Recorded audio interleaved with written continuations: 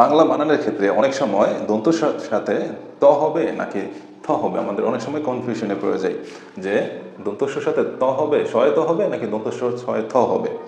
এই কনফিউশনটা আমাদের অনেক বাংলা বানান ভুল করে ফেলে। এই জন্য আমরা একটা কৌশল অবলম্বন করতে পারি। এর একটা নিয়ম আছে, যেমন সেটা হচ্ছে যে যখন দন্তস্বরের সাথে ত যুক্ত হবে, এই দন্তস্বরের সাথে ত এর যে আগের অংশটুকু থাকবে, এই অংশটুকু দ্বারা যদি কোনো শব্দ বা কোনো শব্দ বোঝায় বা কোনো একটা অর্থপূর্ণ শব্দ হয়, তাহলে এটা কি হবে, শয়ে থ। আর যদি শব্দ না বোঝায়, কোনো শব্দ না হয়, তাহলে হবে শয়ে ত। যেমন শয়ে ত এর আগে যে অংশটুকু আছে, এই অংশটুকু দ্বারা কোনো অর্থপূর্ণ কিছু বোঝাবে না। যদি অর্থপূর্ণ কিছু বোঝাতো তাহলে শয়ে থ হতো। যেমন আমরা যদি এখানে শয়ে ত যদি কেটে দিই, তাহলে হয় পয়ের ফলা তাহলে মিলে না কোনো, প্রশস্ত। কিন্তু যদি আমরা শয়ে ত কাটি তাহলে কোনো একটা শব্দ হয় না।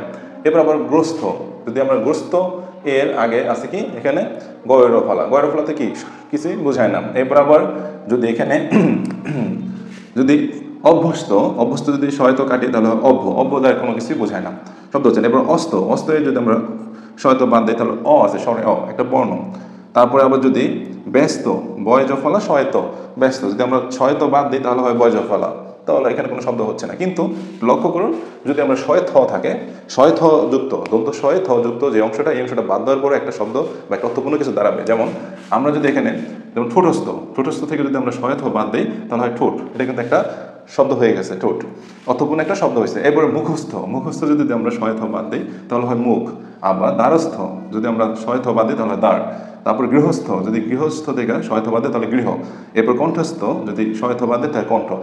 এরকমভাবে যেই শব্দে দন্তস্ব আসবে, এরপর যদি শয়ত অথবা শয়থ যুক্ত করা লাগে, যদি দেখবো শয়থ এবং শয়ত বাদে বাকি অংশটুক দ্বারা কোনো শব্দ সৃষ্টি হয় কিনা, অথবা যদি শব্দ সৃষ্টি হয় তাহলে আমরা মনে করবো এখানে শয়থ হবে, আর যদি কোনো শব্দ সৃষ্টি না হয় তাহলে শয়ত হবে।